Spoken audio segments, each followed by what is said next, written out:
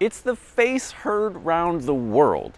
That's right, guys. We're finally here with the 2022 Toyota Tundra, the first redesigned Tundra since 2007. So allow me to take you on a little tour. We're going to cover everything you need to know, from what's under the hood to the different trims and models and updated technology and everything else that comes along in this new Tundra.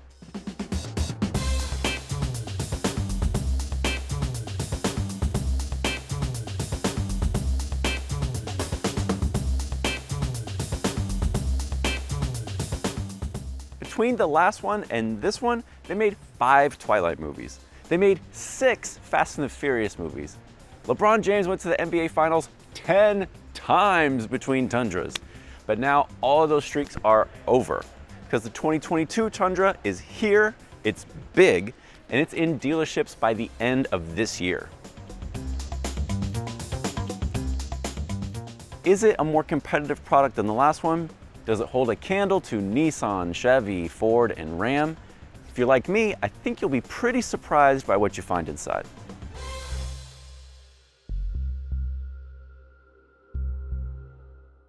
But hey, before we jump into this first look, why don't you take a first look at that like button and hit subscribe so you don't miss any Edmunds videos. And if you're thinking about selling your car, go to edmunds.com/sellmycar to get a cash offer right now. Go check it out. There's the base SR model, and that is pretty bare bones. Then you move up into the SR5, Limited, Platinum, like this one, and the 1794. And then, off in its own world, is the TRD Pro, which comes with all kinds of crazy off-road upgrades. We will get to that later.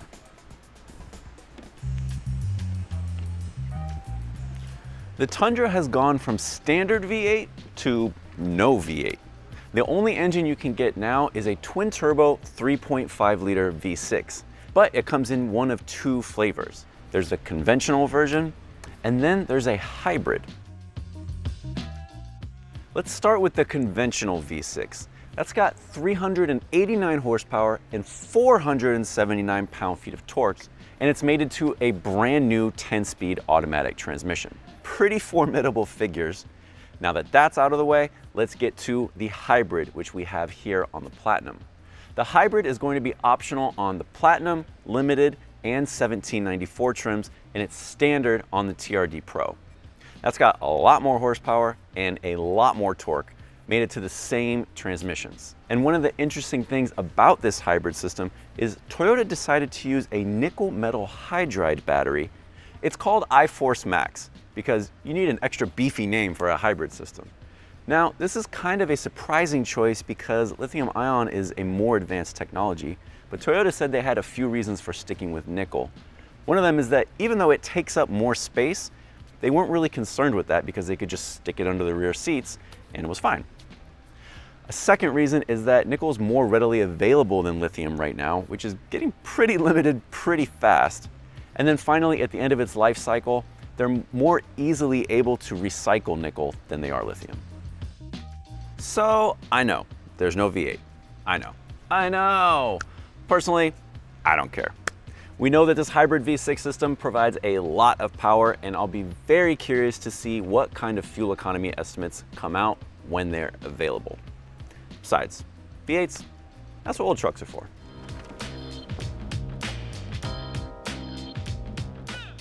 Let's talk configurations. You get to choose between 2 different cabs. There's the double cab and the Crew Max. With the double cab, that will come with either a 6.5-foot bed or an 8.1-foot bed.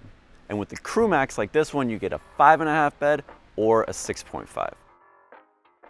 As far as the tailgate, it's just a tailgate. There's no swinging out or multi-use, switching around, all that stuff. But one cool thing is it is 20 pounds lighter than the previous generation, and on every Tundra key fob, there's an automatic release button. Oh, and there's this. So that's actually pretty sweet. Moving on. Now, the biggest headline about the Tundra is going to be its hybrid system, But to me, the biggest change is the fact that the Tundra now goes from its 3-piece frame to one fully boxed frame, just like every other full-size truck. Toyota had been holding out and saying that that 3-piece frame was the best thing for them for a really long time. Now they've fully accepted the fully boxed life. And that's gonna give you improved rigidity and better overall capability.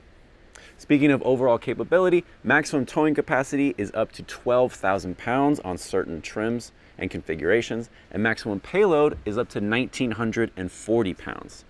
Are those the best numbers in the class? No, but they are very healthy figures and will handle, almost anything that you're gonna throw at a truck like this.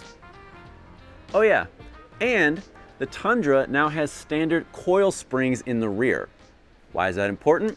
Well, most full-size trucks still use leaf springs, which are super old school and great for towing and all that, but coil springs are much more comfortable on the road. Currently, only the Ram 1500 is using them in this class. Now, the Tundra has it too. So while this truck is getting much stronger, it's also getting much more comfortable. And the interesting thing about the new frame and the new rear suspension put together is that, unlike the hybrid, that's going to be on every single version of this truck. That's a big win for every Tundra buyer. Do you have to go make a phone coil? Oh my God. I'm sorry. We're done. Yeah. First things first, as soon as you get into the new Tundra, you can immediately tell that it's a new vehicle. There is no rehashing here. This does not feel like a carryover. It feels like something fully modern and different. We are in a limited trim right now, and just for starters, I am going to hold off on commenting on the quality of the interior materials and comfort and things like that. These are pre-production models. Let's wait until we get full production versions in the first drive coming up before we get our verdict on that. But a few things that I can talk about are the new controls and some of the other interior features in here.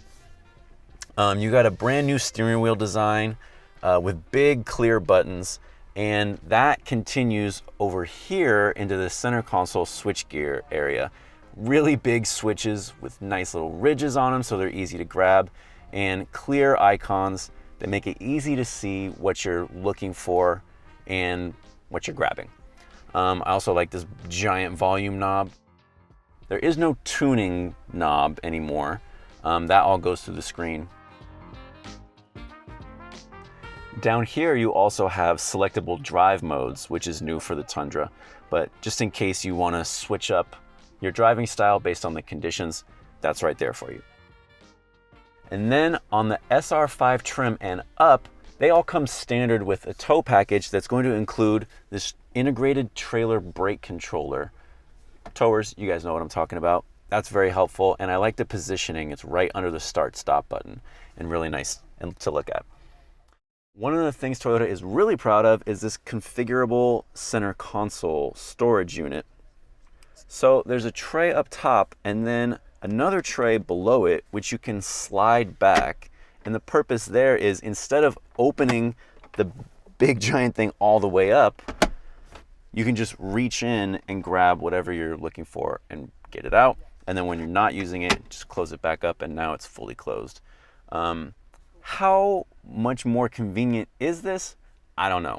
To be honest, we'll have to wait until we can get a model all the way in for our full testing process to really tell you that. It's kind of a neat trick. It's nowhere near the modular storage that you have in like a Ram 1500. But we'll wait and see how usable it is in the real world.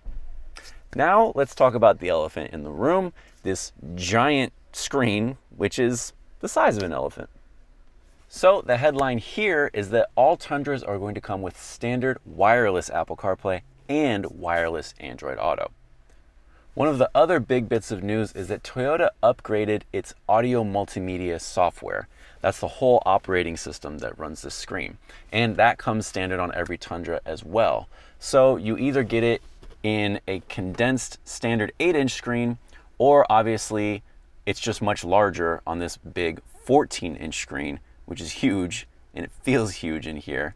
But that's really nice in a lot of ways. One of the things I really like so far is playing around with these maps. They are very easy to move around and zoom out and zoom in. Pretty cool feature. But a concern that I have when it comes to Toyota screens is that often in models that we've tested, as soon as a tiny beam of sunlight hits the screen, the entire thing is washed out and you can't see anything. I've asked Toyota about that. They've said they don't expect that to be a problem anymore because they worked with a supplier to create glare-resistant surfaces on it. I think I'll be the judge of that.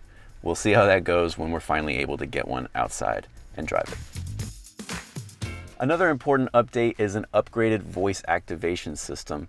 There are a whole bunch of different prompts that you can use to get it started, and then a wider range of commands that it can respond to as well. Hey Toyota. What do you want to do? Do something cool. This feature is not available. All right, well, you get it. Now we'll be able to do a full in-depth review of all of these features and how they work in the real world once we can get it back home. But for now, let's hop into the back seat.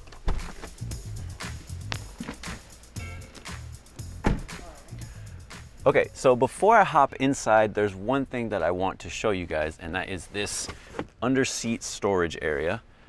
The first reason being that it's pretty good sized. I can put my laptop bag in here, no problem, with lots of room to spare.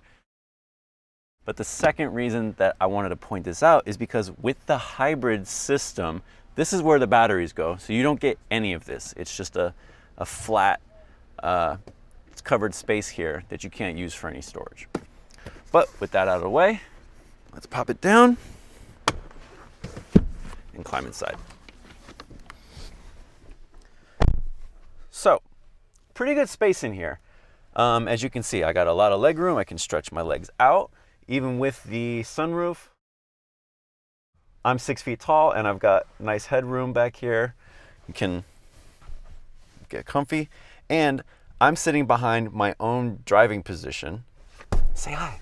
Hi, jeez. Oh yeah, and one last thing is this rear window is actually a power window. Can you get that for me, bud? Oh, sure, boss. Thanks, pal. Oh yeah, no problem, Chief.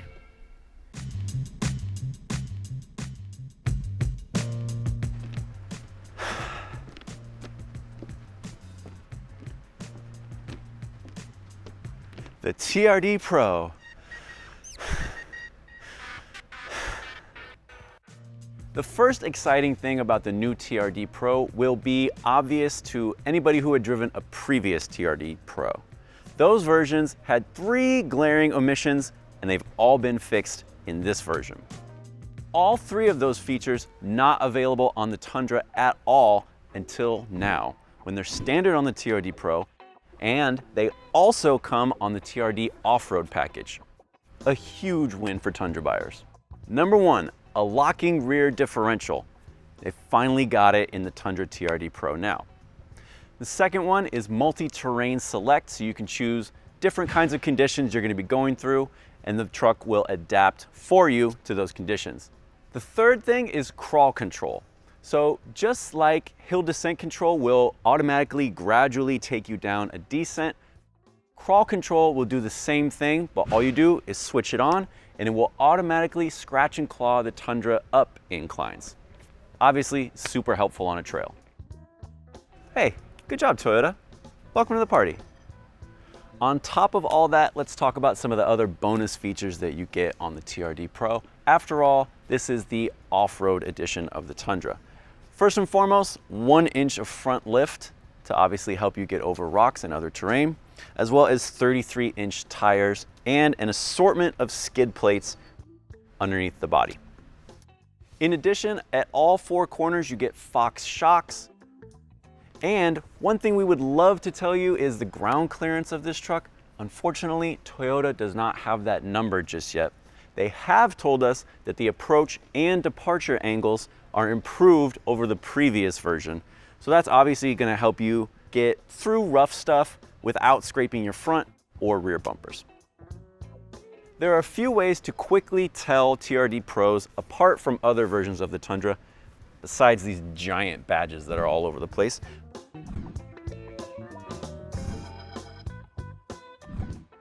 But one of them is these wide fender flares that are styled in this different textured kind of pattern. From far away, they kind of look like forged carbon. And from up close, they look, The TRD Pro also has a wider front track, or distance between the front wheels. And with that, combined with the fender flares, that makes the truck extra wide. So with that, Toyota is actually required to put these 5 amber lights across from side to side to indicate that this is about as wide as a vehicle can get on public roads. And that, combined with this light bar, which is standard on TRD Pro, means that you are definitely going to recognize this truck coming from a distance. Another thing to remember about TRD Pro is the hybrid powertrain comes standard, so there is a lot to digest about this truck. If you're comparing this to other options already on the market, think Nissan Titan Pro 4X, Chevy Silverado Trail Boss, maybe even Ram Rebel. But we won't really know how this stacks up until we get it into an off-road condition and are able to get behind the wheel. So for now, I can only compare it to the previous generation TRD Pro, and this seems like a much improved version in that sense. So we've asked you to digest a lot of information about the 2022 Tundra, and you've been doing great. But there's a ton more to talk about, and instead of spend a lot of time on it, I'm just gonna hit you with some rapid fire facts that I personally find interesting. First is the shock absorbers actually being mounted outside of the frame, so they're tucked up way against the wheels and tires. I'm a fan of that because it keeps it nice and out of the way of nasty rocks. One of the other things, these air vents under the headlights are functional on both sides. They each feed into a different turbocharger. That's pretty sweet. One interesting thing is there's a power air dam under the front lip that will come down or come raised back up depending on if you need better aerodynamics for fuel efficiency, or you need it to come up because you need max cooling for towing, or you just need it out of the way because you're off-roading. That's pretty sweet. Lastly is that the 2022 Tundra moves from older hydraulic power steering to electronic power steering, and that is going to, conceivably anyway, give it a more modern feel on the road. We'll have to test it out to know for sure, but it seems like a pretty safe bet.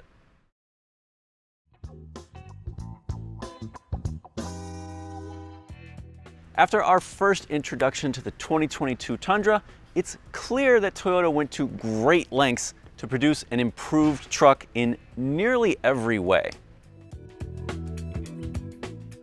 Now, the hybrid powertrain is probably going to get all the headlines, but in my estimation, the combination of the fully boxed frame, coil springs, and electronic power steering is just as important, if not more important, than the hybrid itself. After all, that's going to improve ride comfort, modern feel, and capability in every single Tundra. And that's what you want in a truck, right? For loyal Tundra buyers out there, this probably looks like a dream. But for the Ford, Chevy, and Ram faithful out there, are you seeing a reason to switch? We'll know more about exactly where this stands in a few weeks' time once we get behind the wheel. But until then, leave us a comment and let us know which one you're riding with in this latest iteration of the never-ending truck wars.